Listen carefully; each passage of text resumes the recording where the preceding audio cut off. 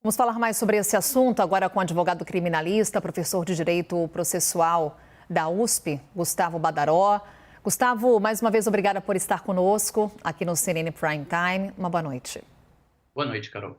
Bem, Gustavo, a partir desse vazamento, até onde a Justiça consegue ir para responsabilizar os suspeitos de envolvimento no caso?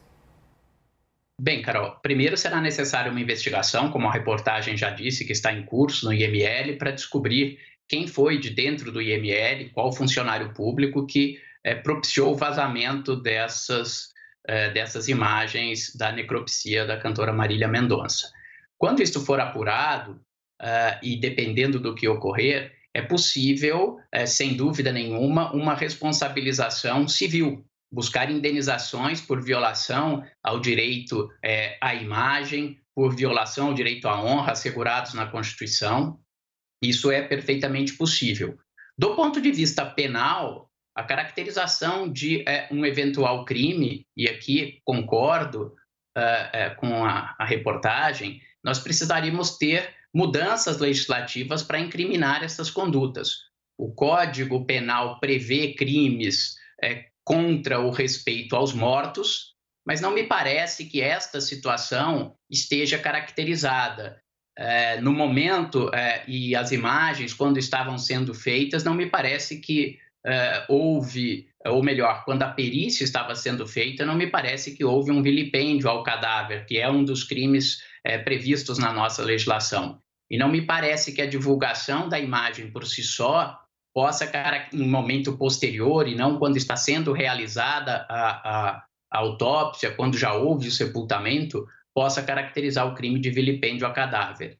E nos crimes contra a honra do nosso Código, somente o crime de calúnia admite o processo por ofensa à honra dos mortos. As situações de injúria e de difamação, que certamente houve ofensa à honra da cantora Marília Mendonça, a nossa legislação não prevê a punição nem da injúria nem da difamação contra a honra dos mortos, só no caso da calúnia. Então, realmente, este episódio mostra que, diante do avanço da internet, da situação de profunda gravidade que essas condutas podem ter, é necessário uma atualização da legislação. É absolutamente reprovável o que aconteceu, mas não me parece que, no âmbito criminal, se possa enquadrar esta conduta em algum crime, salvo se o inquérito estivesse tramitando em segredo de justiça, porque daí, se fosse sigiloso, quem vazou estes elementos do inquérito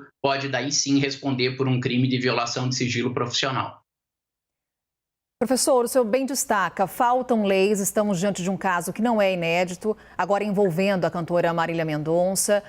Cabe punição àquelas pessoas que compartilham essas imagens, que sabidamente colocam aí em exposição um trabalho feito pela polícia? Não me parece que caiba esta punição no âmbito criminal. Certamente, no âmbito civil, é possível postular uma indenização dessas pessoas, não só de quem vazou as imagens originariamente, mas de quem as divulgou. O Superior Tribunal de Justiça tem uma súmula 403 que prevê que, independentemente de qualquer prova do prejuízo, cabe indenização por publicação não autorizada de imagem de pessoas com finalidade econômica. Então, todos aqueles que divulgaram essa imagem visando obter alguma vantagem econômica, e hoje nas redes sociais, na internet, há uma série de formas de você monetizar as publicações, essas pessoas poderão ser responsáveis do ponto de vista de uma ação civil para indenizar a família da Marília Mendonça por esses prejuízos causados. Mas do ponto de vista penal, elas só seriam responsáveis se elas tivessem concorrido com alguém que praticou um crime.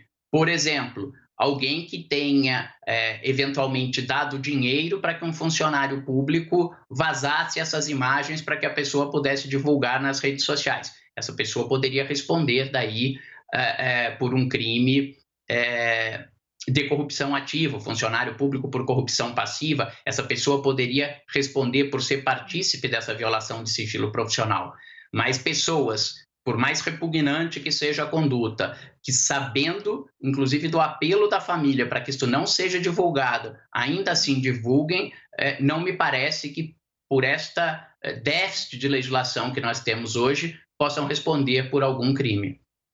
Professor, minha próxima pergunta vai nesse mesmo sentido. Os advogados da família de Marília Mendonça estão mirando Google, Facebook para impedir o compartilhamento dessas imagens, porque acredite, para quem está aqui acompanhando a nossa conversa, teve um aumento na internet, na procura dessas fotos.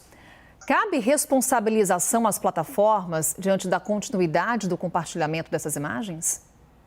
Bem, diante da continuidade do compartilhamento dessas imagens, notadamente, se houver uma decisão judicial determinando o cessamento destas imagens, que elas não possam ser compartilhadas, se isto não for atendido pelos provedores de serviço de internet, aí sim eles poderão até incorrer num crime de desobediência a uma ordem judicial.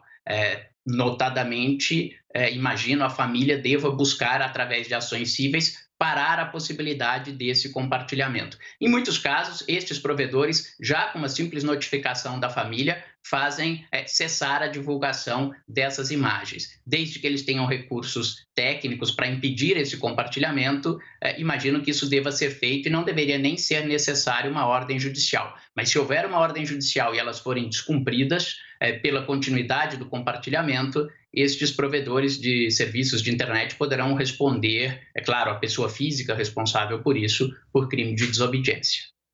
Professor, para a gente encerrar aqui durante a nossa conversa, o senhor foi muito enfático ao dizer que faltam, por vezes, leis para punir os responsáveis por esse episódio, pelo vazamento dessas imagens. Ao que podemos atribuir essa demora do legislativo, inclusive para crimes cometidos, por exemplo, na internet, nesse ambiente virtual? Toda criminalização, toda criação de um novo crime, normalmente leva a debates. Pessoas que são favoráveis, pessoas que são contrárias. Mas me parece que aqui há uma demora injustificada. Por exemplo, nós temos projetos de lei que prevê, inclusive, uma modalidade de injúria e de difamação pela publicação de imagens, aí explicitamente pela publicação de imagens de pessoas em cenas de sexo, mesmo cenas consentidas. Isso é uma forma de ofender a honra e o decoro dessas pessoas, quando essas imagens, ainda que feitas por maiores, capazes, autorizadas, acabam sendo divulgadas indevidamente. Eu acho que o legislador precisaria acompanhar mais a evolução da sociedade nesse ponto e modernizar o Código Penal.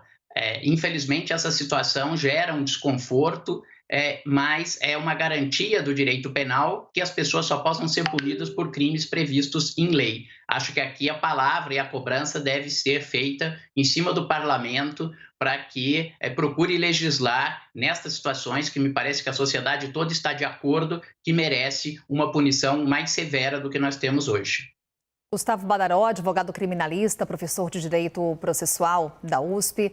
Mais uma vez, Gustavo, muito obrigada por essa conversa aqui no CNN Prime Time. Carol, uma boa noite a todos. Boa noite.